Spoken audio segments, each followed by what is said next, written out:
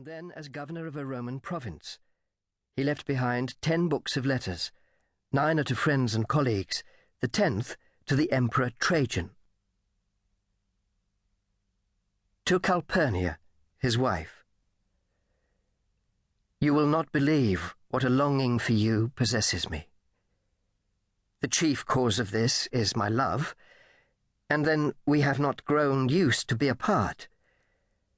So it comes to pass that I lie awake a great part of the night thinking of you, and that by day, when the hours return at which I was wont to visit you, my feet take me, as it is so truly said, to your chamber, but not finding you there I return, sick, and sad at heart, like an excluded lover. The only time that is free from these torments is when I am being worn out at the bar and in the suits of my friends. Judge you what must be my life when I find my repose in toil, my solace in wretchedness and anxiety. Farewell.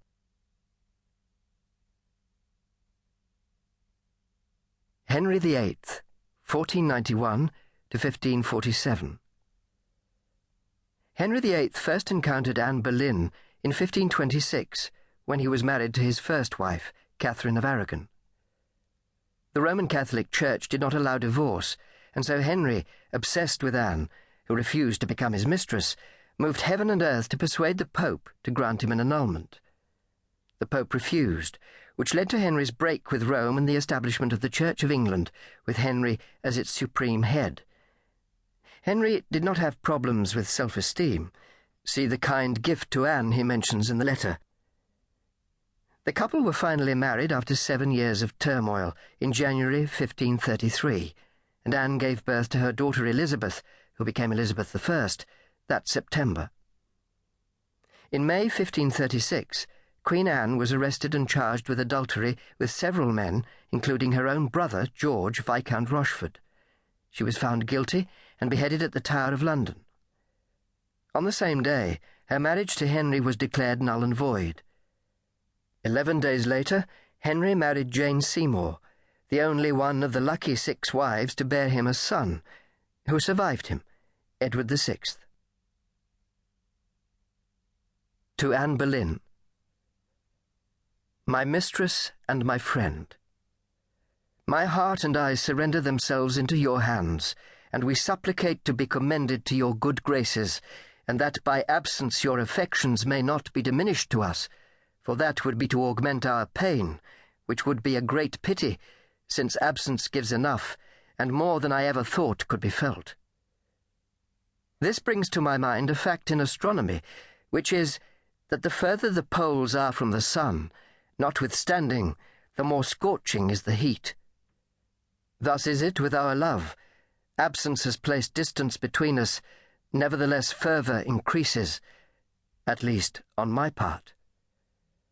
I hope the same from you, assuring you that in my case the anguish of absence is so great that it would be intolerable, were it not for the firm hope I have of your indissoluble affection towards me. In order to remind you of it, and because I cannot in person be in your presence, I send you the thing which comes nearest that is possible, that is to say, my picture, and the whole device which you already know of, set in bracelets, wishing myself in their place, when it pleases you. This is from the hand of your servant and friend, H.R.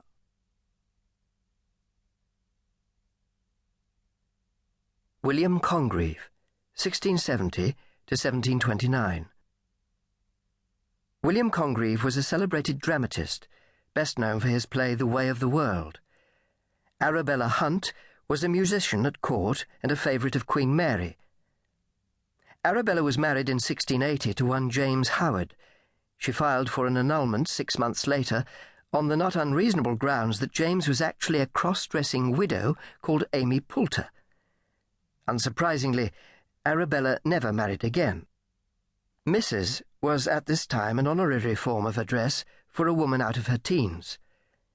Congreve also remained unmarried, but had long-standing love affairs with Anna Bracegirdle, an actress for whom he wrote a number of parts, and Henrietta, Duchess of Marlborough, with whom he had a daughter in 1723.